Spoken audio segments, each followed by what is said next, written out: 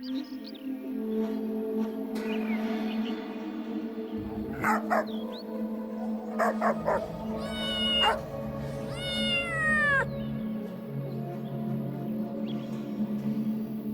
जो गांव दिख रहा है उसका नाम रणनगर है। गांव के बीच में जो खंडहर कुआं है उस पर हमेशा ताला बंद रहता है। 3 पीढ़ी पहले तक गांव वाले उसी कुएं से पीने का पानी लिया करते थे, लेकिन अब कोई उस कुएं की तरफ देखता भी नहीं। तुम्हारे घर रिश्तेदार बनकर आई तो मीलों चलवाकर तालाब से पानी भरवाओगी भाभी, जबकि गांव में कुआं भी है। श्श, वो कुआं नहीं है, उसके बारे में बात नहीं करना चाहिए। उसकी तरफ देखे बिना चलो, हमें कोई शक नहीं है। गांव के आखिरी छोर पर बने तालाब से पानी लाना, उस कुएं का पानी पिया तो मर जाओगे। ये कैसी अजीब बात है भाभी, कुएं का पानी पीने से मर जाएंगे? क्या उसमें जहर है? जहर नहीं, सोना है, सोना। मुझे बंधन से मुक्त करो।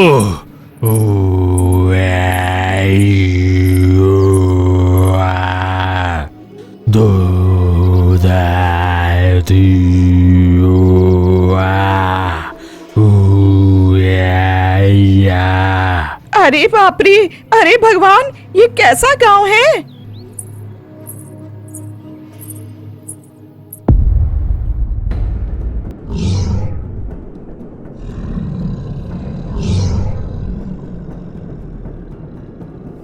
कुछ समय बाद एक दिन, मुझे बंधन से मुक्त करो।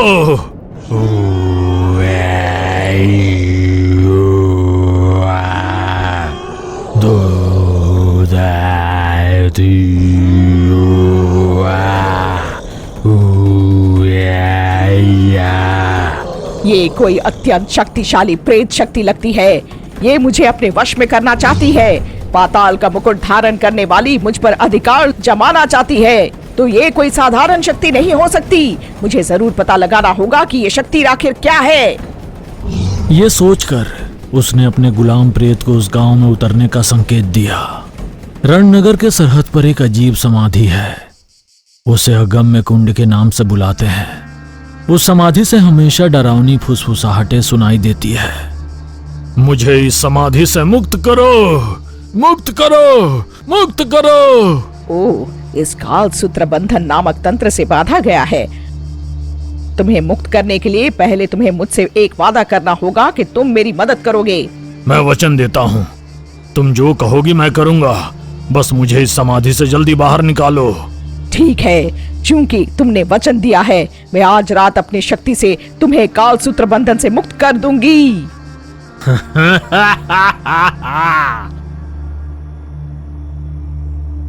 अंधेरा होने के बाद आस्तिक तंत्र का प्रयोग किया गया और एक भयानक आस्तिक रंगोली अगम्य कुंड के चारों ओर बना दिया गया। कारनाशभारा का नाशाभा माधवा जलाका रामा दावा साधमाया शांता जाला काना वीरधार भूत साधा माया। सुनसान सरहद पर क्रुधिमा मंत्रों का जाप कर रही थी। पूरे सरहद में उसके शुद्र मंत्रों की आवाज गूंज रही थी। करीब 3.5 घंटे के मंत्र जाप के बाद अगम्य कुंड का बंधन टूट गया।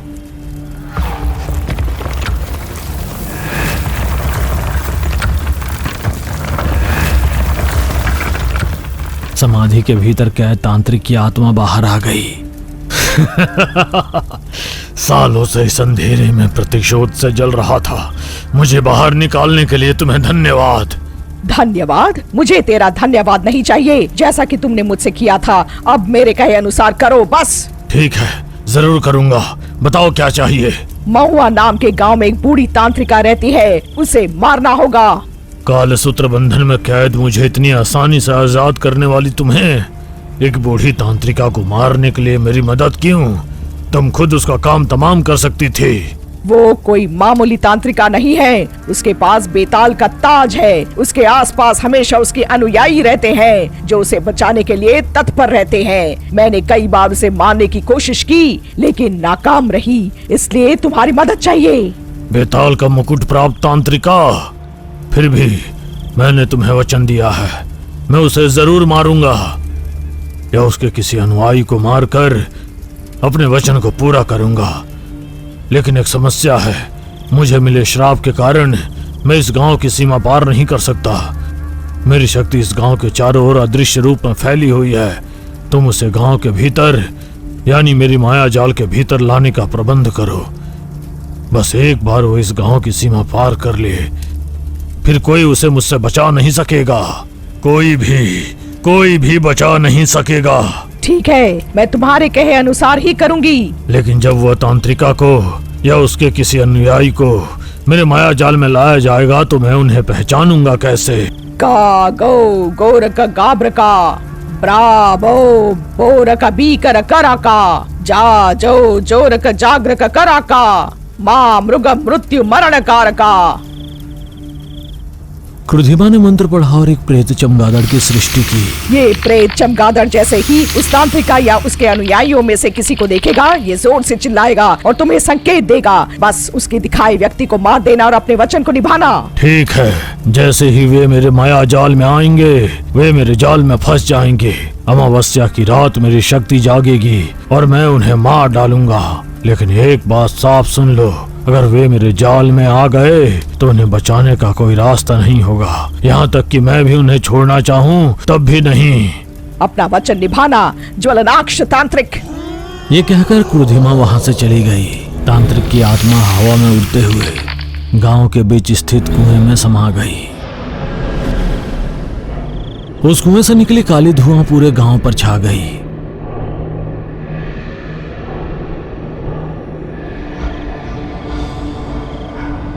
उस दिन से रणनगर गांव में दिन में भी हमेशा अंधेरा रहने लगा।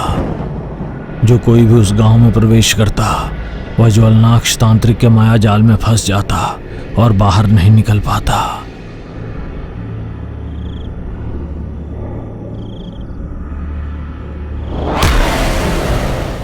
अरे ओ प्रेत चमगादड़, ये बूढ़ी औरत जो गांव में आई है मंत्र वाली काकी जैसी है। नहीं, ये मंत्र वाली काकी नहीं है। दिन बीतते गए, गांव के लोग बाहर नहीं जा सकते थे और बाहर के लोग अंदर आकर माया जाल में फंस जाते थे। उस गांव वालों ने कई वर्षों से सूरज की रोशनी नहीं देखी थी। जब देखो बिजली भयंकर रूप से गरजती, आसमान हमेशा काले बादलों से ढका रहता, जिससे खेती भी नष्ट हो गई और लोग भूख से तड़पने लगे। इसके अलावा रात होते ही कुएं से भयंकर डरावनी आवाजें आती, जिससे गांव वाले हमेशा भय में जी रहे थे। गांव की हालत देखकर गांव के मुखिया ने इस अभिशाप को खत्म करने का उपाय खोजने का इंतजार कर रहा था। उस दिन अमावस्या थी। एकाएक गांव के ऊपर छाए काले बादल गायब हो गए। गांव के मुखिया को यह सही समय लगा और बिना कुछ सोचे समझे वो भागकर गांव के सरहद पर जाकर देखा तो वो माया जाल नहीं था। मौका पाकर भागते हुए सरहद पार कर गया। लेकिन जैसे ही उसने गांव की सीमा पार की, उसका पूरा शरीर आग में जलने लगा और देखते ही देखते वो राख में बदल गया। उसकी हड्डियों के अलावा कुछ भी नहीं बचा। अंधेरा हो गया। पूरे गांव में सन्नाटा था। कुएं से तांत्रिक की आत्मा रेंगते हुए जाकर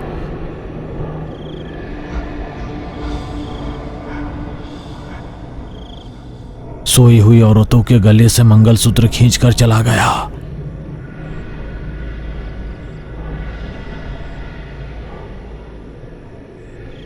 अगली सुबह उस महिला का पति खून की उल्टियां करता हुआ मर गया। यह जानकर गांव के सबसे बुजुर्ग व्यक्ति गिरिनाथ दादा बहुत दुखी हुए। गांव को बचाने के लिए वो मरने को तैयार होकर पीढ़ियों से उनके वंश की रक्षा करने वाले अग्निशूल उठाया और गांव के बीच स्थित चौपाल के मंडप में जाकर उसे गाड़ दिया। तामसिक वंश के पूर्वजों, अब मेरे पास कोई और रास्ता नहीं बचा है। पीढ़ियों से हमारे वंश की रक्षा करने वाला अग्निशूल अब इस गांव की भी रक्षा करनी होगी। मेरे बलिदान से इस गांव को जकड़ कर रखने वाली प्रेत शक्ति से हमें मुक्त करें। ये कहकर गिरिनाथ दादा ने स्वयं को बलिदान कर दिया और वहीं प्राण त्याग दिए। उनकी मृत्यु के बाद से गांव को थोड़ी राहत मिली। काले बादल छट गए। कई वर्षों के बाद गांव वालों ने फिर से चांदनी को देखा, लेकिन फिर भी कोई भी गांव से बाहर नहीं जा पा रहा था। पूरा गांव अभी भी उस मायावी घेरे में कैद था। उधर क्रुधिमा बड़ी बेसब्री से इस खबर का इंतजार कर रही थी कि मंत्र वाली काकी आखिर कब ज्वलनाक्ष तांत्रिक की आत्मा के हाथों मरेगी। अरे गुलाम प्रेत, तुम तुरंत रणनगर जाओ और पता लगाओ कि वो मुझे क्या हुआ वादा कब पूरा करेगा। आधी रात हो गई थी। चारों ओर सन्नाटा पसरा हुआ था। गुलाम प्रेत मायावी घेरे को पार करते हुए गांव के अंदर पहुंचा। मंत्र वाली काकी की मौत कब होगी? क्रुधिमा को दिया हुआ वादा कब निभाओगे? मैंने पहले ही कह दिया था, मैं इस गांव से बाहर नहीं जा सकता। मुझे एक श्राप लगा हुआ है। तुम्हें ही उस मंत्र वाली काकी को इस गांव में लाना होगा। एक बार जब वह मेरे मायावी घेरे में प्रवेश कर जाएगी तो बाहर नहीं जा पाएगी। ठीक है कहकर गुलाम प्रेत वापस लौटने लगा, लेकिन वो मायावी घेरे को पार नहीं कर सका और पीछे गिर पड़ा। अपनी पूरी शक्ति का उपयोग करते हुए उसने मायावी घेरे को पार कर लिया, लेकिन उसके शरीर में आग लग गई और वो जलकर भस्म हो गया।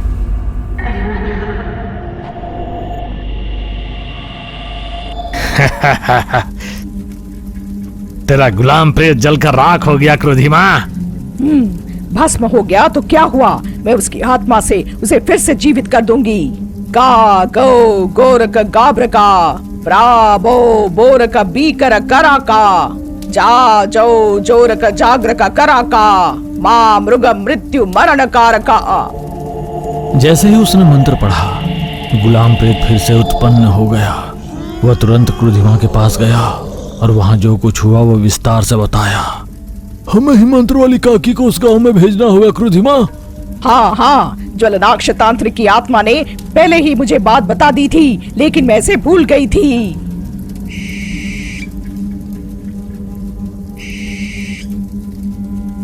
फिर क्रुधिमा ने एक उल्लू को बुलाया, उसे समझाया कि क्या करना है और उसे भेज दिया।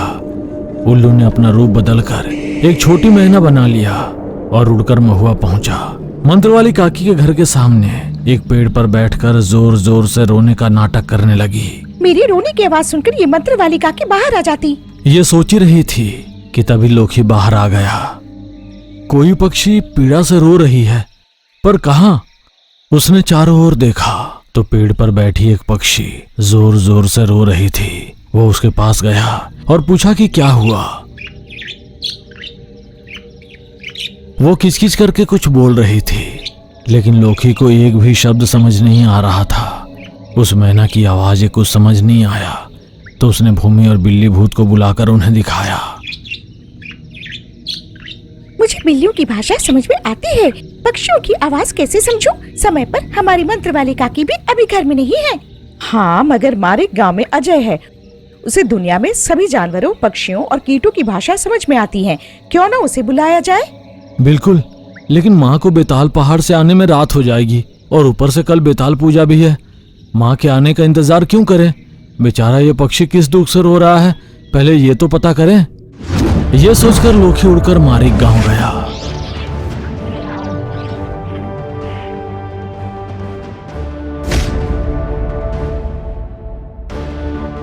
और अजय को लेकर आया।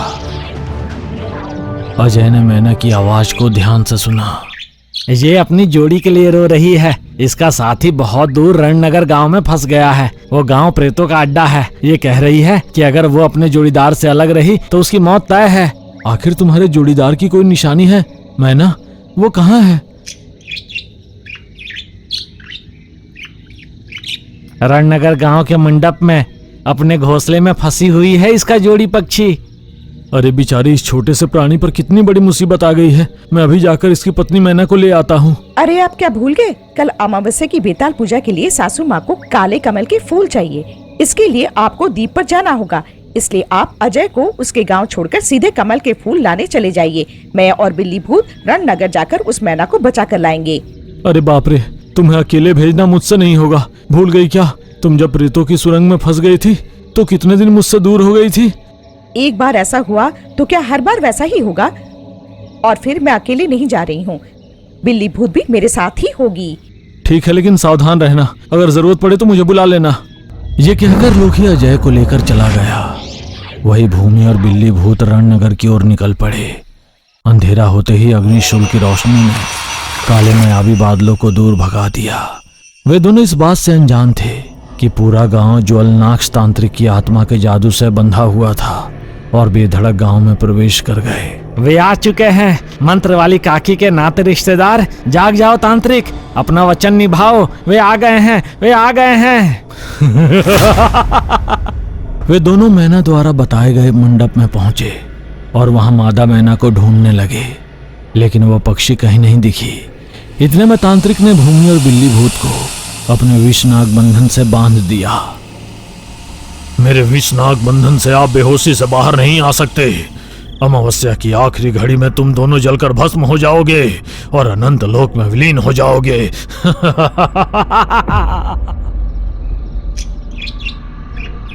उल्लू, जो मैना का रूप धारण किए हुए था, फिर से मंत्र वाली काकी के घर के सामने पेड़ पर आकर बैठ गया और निगरानी करने लगा। नाटा भूत और छिपकली भूत की बातों से उसे पता चल गया कि भूमि और बिल्ली भूत रणनगर गए हैं। मंत्र वाली काकी या लोकी उनके जाल में फंसकर रणनगर जाते तो ठीक था, लेकिन क्रुधिमा की अपनी ही पोती भूमि वहां चली गई। मैना के रूप में उल्लू तुरंत रणनगर की ओर उड़ चला, लेकिन वहां भूमि कहीं नहीं दिखी। उसे पता था कि अगर उसने उस मायावी घेरे में प्रवेश किया तो वो लौट नहीं पाएगा, इसलिए वो उड़कर सीधे पताल पर्वत पहुंचा और पूरी घटना क्रुधिमा को बताई। मैंने जो जाल बिछाया था उसमें मेरी ही पोती फंस गई।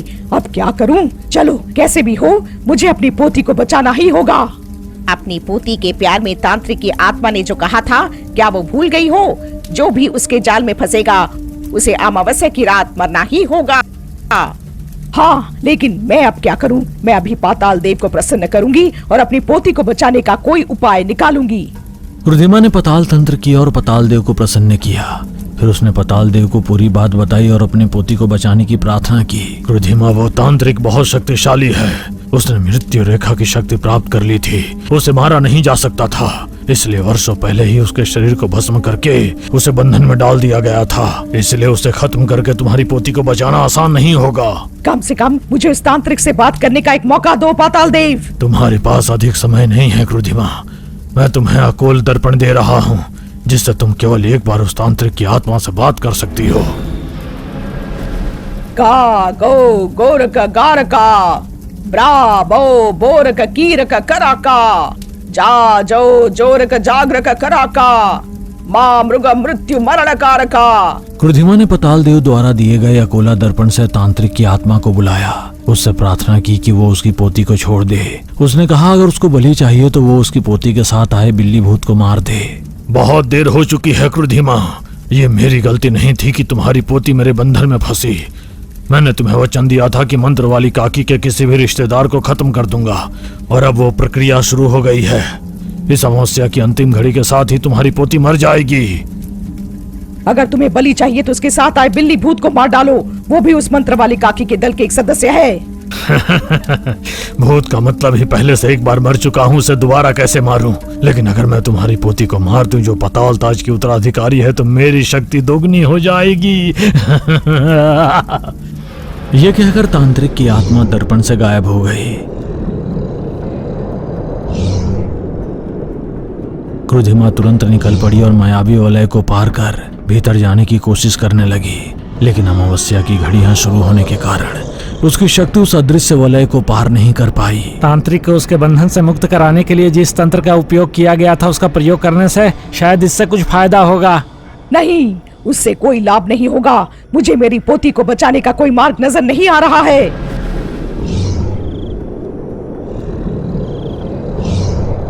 काले कमल के फूल लेकर लोकी मंत्र वाली काकी की बेताल पूजा के लिए व्यवस्था करके बाहर आ रहा था। तभी क्रुधिमा उससे मिलकर सब कुछ बताती है। मैंने तुम्हारी माँ को मारने के लिए ये जाल बिछाया था, लेकिन गलती से मेरी ही पोती उसमें फंस गई। लोकी, किसी भी तरह से मेरी पोती को बचा लो। अगर आज अमावस्या की रात के समाप्त होने तक वो उस वलय से बाहर नहीं आई तो मेरी पोती और बिल्ली भूत दोनों सदा के लिए अनंत लोकों में विलीन हो जाएंगे। अब और देर करना व्यर्थ था। बिना समय गंवाए लोकी तुरंत महुआ की ओर दौड़ पड़ा और पूजा में बैठी मंत्र वाली काकी को सारी बात विस्तार से बता दी। एक पक्षी को बचाने के लिए गई मेरी बहू ने अपने प्राण संकट में डाल दिए। जब मैं जीवित हूँ तब कोई मेरी बहू को कैसे मार सकता है? चलो, हमें भूमि को बचाना होगा। जब वे गांव की सीमा पर पहुंचे तो उन्होंने देखा कि राख के बीच मनुष्य के हड्डियों का ढेर पड़ा था। मंत्र वाली काकी ने तुरंत आवाहन कर मृत व्यक्ति की आत्मा को बुला लिया। गाबरा जमांजू, तुम कौन हो? तुम्हें गांव की सीमा पर जलाकर मारने वाला कौन था? आखिर तुम्हारे गांव में चल क्या रहा है? सब कुछ बताऊंगा। हमारे पूर्वजों के एक पाप के कारण आज भी हमारे गांव के लोग बलि चढ़ रहे हैं। बहुत वर्षों पहले मेरे परदादा इस गांव के प्रधान थे। एक दिन ना जाने कहां से एक तांत्रिक हमारे गांव में आया और सीमा पर स्थित पहाड़ी पर रहने लगा। कभी कभी वह गांव में आता था। उसे मंगलसूत्र चाहिए था।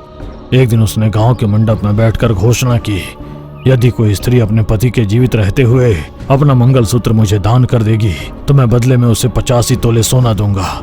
शुरू में उसकी बातों पर किसी ने विश्वास नहीं किया, लेकिन फिर एक दिन मंगली नामक महिला का पति मृत्युशैया पर पड़ा था। उसके इलाज के लिए बहुत धन चाहिए था, तो उसने तांत्रिक की बात मान ली और अपना मंगलसूत्र दान में दे दिया।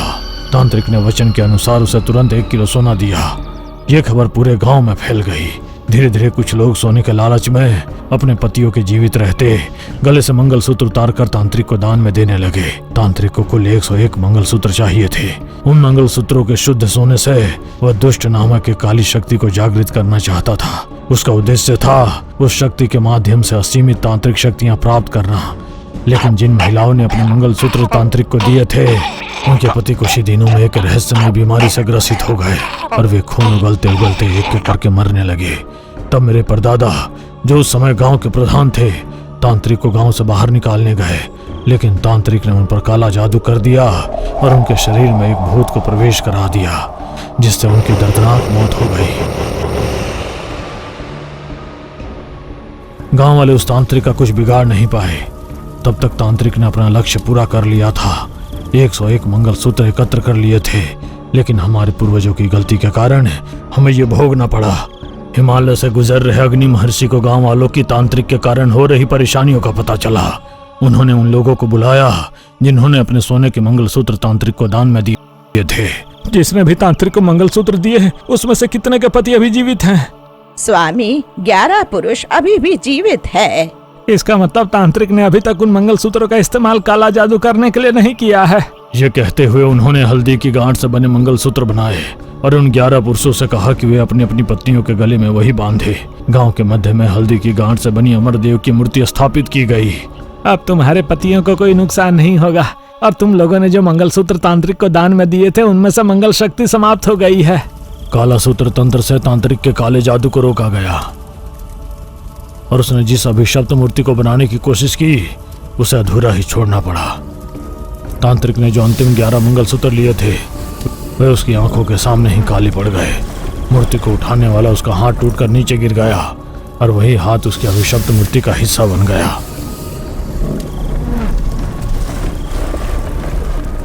कौन है जिसने मेरे तंत्र को बीच में ही नष्ट कर दिया? मैं उसे बर्बाद कर दूंगा।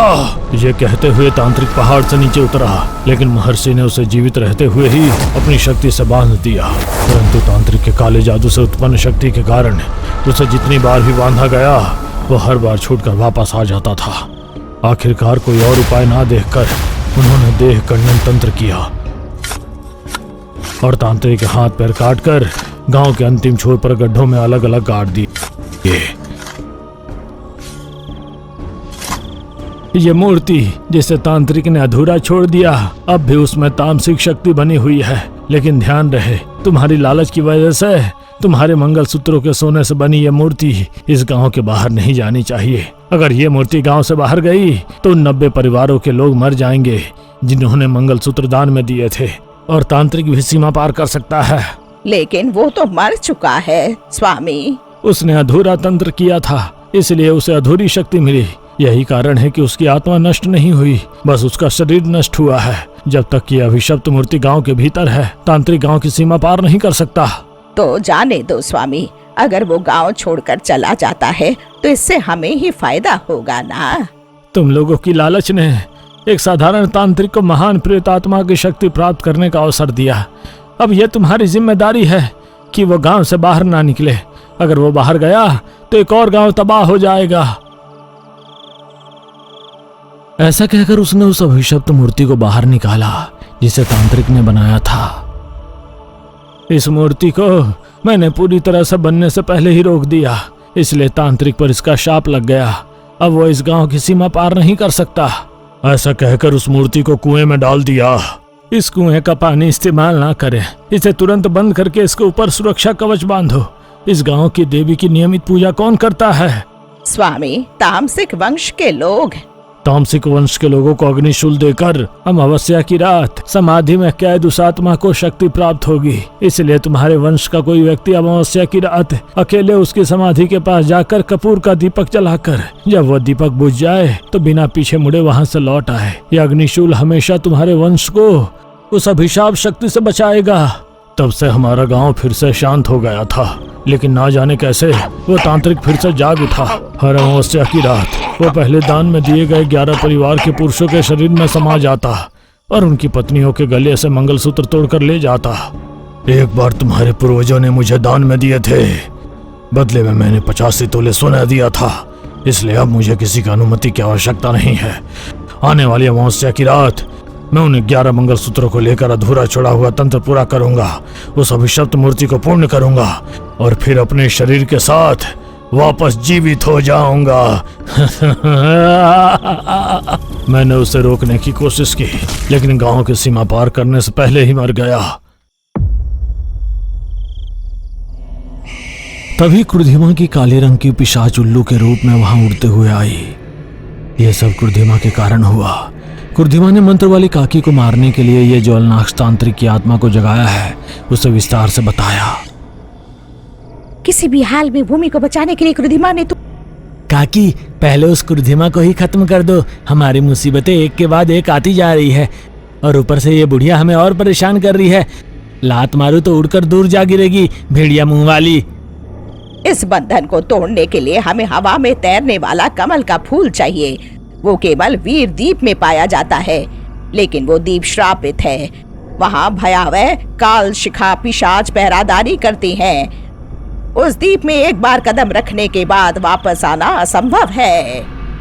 भूमि के लिए असंभव को भी संभव कर दूंगा। माँ बताओ किस दिशा में जाना है? मार्ग में भयंकर वायु बवंडर चलते हैं। वे तुम्हें अपने इच्छा अनुसार आगे नहीं बढ़ने देंगे। उन बवंडरों के बीच में फंसने पर तुम्हें दिशाएं पता नहीं चलेगी। सूर्य और चंद्रमा भी दिखाई नहीं देंगे। हमारे पास बहुत कम समय है। यदि तुम बवंडरों में फंस गए तो वहाँ से लौटते लौटते कई महीने बीत जाएंगे। ऐसा कहकर मंत्र वाली काकी ने जमदगिन को बुलाया। जन्मदग्गी, हमें दोनों को मिलकर बेताल जाप करना होगा और सहनश्रा शक्ति को जागृत करना होगा। ये कहते हुए दोनों ने बेताल जाप शुरू किया। गाब्रा जामन, गाब्रा जमांजू, गाब्रा जामा, गाब्रा जमांजू, गाब्रा बेताल मंत्र के प्रभाव से गाब्रा जमांजू में प्रतिध्वनि गूंजने लगी। सहस्रा शक्ति प्रकट हुई। मुझे अवतरित होने के लिए एक शरीर चाहिए। तुम्हें शरीर नहीं आत्मा दी जाएगी। हमारे नाटाभूत में प्रवेश करो। जैसे ही सहस्रा शक्ति नाटाभूत में समाई, वो एक अद्भुत उड़ने वाले रथ में बदल गया। नाटाभूत रथ के आगे दिशा सूचक की तरह सहस्रा की खोपड़ी टिकी हुई थी। लोकी, इसकी गति ध्वनि से भी 2 गुनी तेज है। रथ के ऊपर मौजूद सहस्रा की खोपड़ी हमेशा पूरब की ओर इशारा करेगी। अगर बवंडर तुम्हारा रास्ता मोड़ने की कोशिश भी करे तो तुम केवल पूरब दिशा में ही जाना, तभी तुम इस द्वीप तक पहुंच पाओगे। जाओ।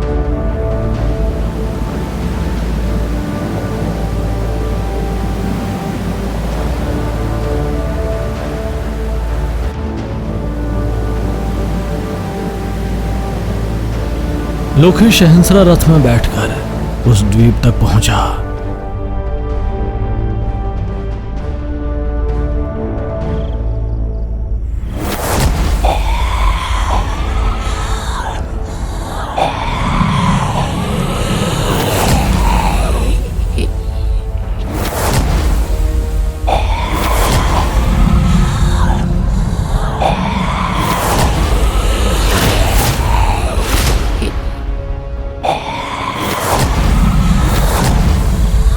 पूरी शक्ति का उपयोग करते हुए लोकी ने उस द्वीप पर मौजूद राक्षसी पहरेदारों से संघर्ष किया और उड़ता हुआ कमल पुष्प प्राप्त किया।